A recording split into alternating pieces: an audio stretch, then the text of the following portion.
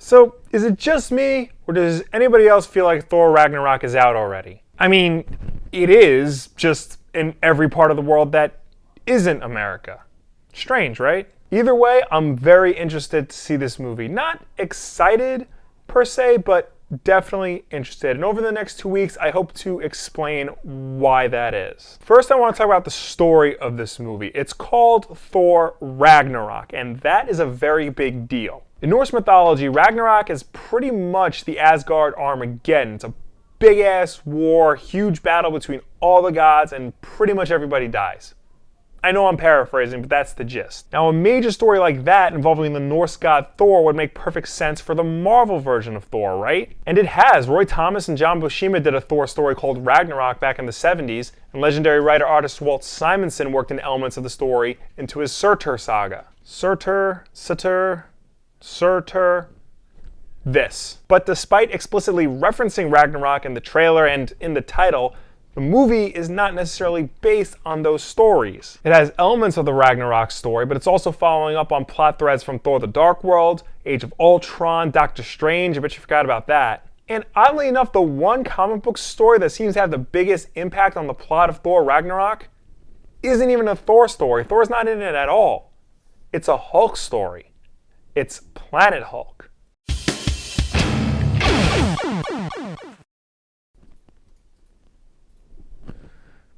I actually don't own a physical version of Planet Hulk. I had to borrow it, so that's why it's like that. Planet Hulk is a 15-part story written by Greg Pak with art primarily done by Carlos Pagulayan. The story is about the Hulk being sent off into space and landing on the planet Sakaar. There he is taken prisoner and forced to compete in gladiatorial games for the Emperor, the Red King. From there, Hulk and other gladiators form a ragtag team to not only gain their freedom, but also fight for the freedom of the planet Sakaar altogether and defeat the evil Red King.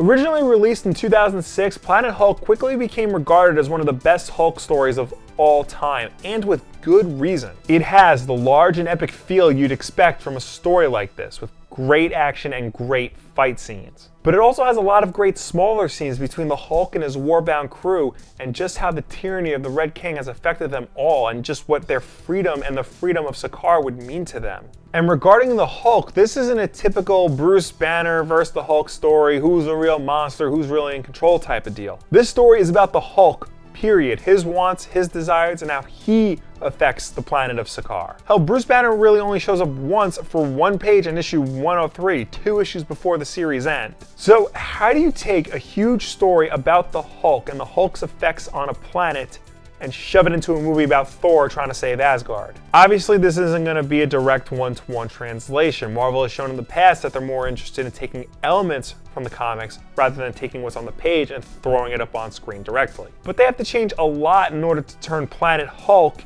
into a Thor story. For one thing, Thor is now the character that's stranded on a mysterious planet and forced to fight for his life. The Hulk, on the other hand, now occupies the surprise cameo role that went to another Marvel character in the original story. Won't say who it is in case you want to read it, but still, it's pretty much the same role. Also in the comic, Hulk is sent into space by the Illuminati, a collection of the smartest minds in the Marvel Universe. Iron Man, Doctor Strange, Professor X, Mr. Fantastic, and Namor. Now granted, only 2 of these characters are in the Marvel Cinematic Universe, and 2 of them are owned by Fox, so obviously you're not going to see the Illuminati sending anybody into space. But it's important to note that they send the Hulk into space because they find him a danger to planet Earth. His destruction and the fact that he puts people in danger all the time is just too much to handle anymore. In the movies though, he just flies off at the end of Age of Ultron and presumably lands on Sakaar. The simple change of being forced off a planet to voluntarily leaving is a big deal. It changes the whole motivation of a character. But enough about the little changes to the original comic. I can go on about that. What I really want to know is why? Why would Marvel decide to take a Hulk story and put it in a Thor movie? I have a theory. It's just a theory, but it's a theory that makes sense to me. See, ever since Mark Ruffalo won all of our hearts with the subtle and nuanced performance of Bruce Banner in the first Avengers movie, everybody's been clamoring for a new solo Hulk movie. Even though everybody seems to forget to actually go and see solo Hulk movies, but whatever. But there's a slight problem. See, while Marvel and Disney own the rights to the Hulk, the character, Universal Studios own the rights to solo Hulk movies. It's kind of similar to the deal that Marvel and Disney has with Sony and Spider-Man, but not as friendly. Unlike the Sony deal, Universal has first refusal rights to any solo Hulk movies, and based on the box office of the previous two, they've been a little hesitant to release a new one. But now you have this really popular character with a really popular comic book story that people want to see on the big screen.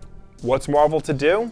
Stick them with their least popular character. Look, I like the Thor movies, and I'm sure a lot of you guys do too, but let's look at the facts. Both Thor and Thor the Dark World are two of the lowest grossing and worst reviewed movies in the Marvel Cinematic Universe. Hell, Thor the Dark World has a worse Rotten Tomatoes score than that Incredible Hulk movie with Edward Norton you all forgot about. So I think it could be safe to say that while people generally like Thor and his cast of characters, he is the weakest link of the Marvel U, and that's a problem when he's supposed to be a pillar of the entire series. So maybe everybody thought in order to give him a big boost, not just critically but commercially, would be to stick him with a popular character and weave him into a popular story, regardless of whether or not he had anything to do with the actual original tale. I mean, correct me if I'm wrong, but I'm pretty sure that more people can name Planet Hulk than they can one popular Thor story. But is that the right call? Like I said, this has to wrap up a lot of loose ends. It is the third in a trilogy after all. It's got to wrap up the Thor and Loki feud from the first two movies. It's got to find out where Odin is at the end of the Dark World. It's got to find out what Thor was doing searching for the Infinity Stones after Age of Ultron. Again, Thor's cameo in Doctor Strange.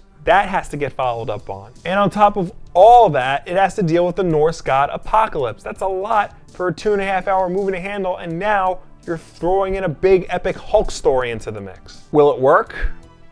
I guess it has. Ragnarok is already the best reviewed Thor movie on Rotten Tomatoes, and at the time of this recording, it's the best reviewed Marvel movie, period. And fan excitement for it is a lot higher than it has been for the previous films. Seriously, if you just ask around, people will tell you that they weren't really excited for the first two Thor movies, but this one looks different. I know I may be overselling the importance of Planet Hulk with regards to Thor Ragnarok, and I know that director Taika Waititi deserves a lot of credit for taking the series in a very bold new direction, but you gotta admit, the inclusion of Planet Hulk can't hurt anything. But more importantly, what do you guys think about the inclusion of the Planet Hulk story into a Thor movie? Do you think it's a good idea? Are you excited for it, or would you have rather seen Thor and the Hulk separate? A separate Planet Hulk movie and a separate Ragnarok movie? Let me know down below or anywhere on the internet. There is an animated Planet Hulk movie that Marvel released a couple years ago, which is fine.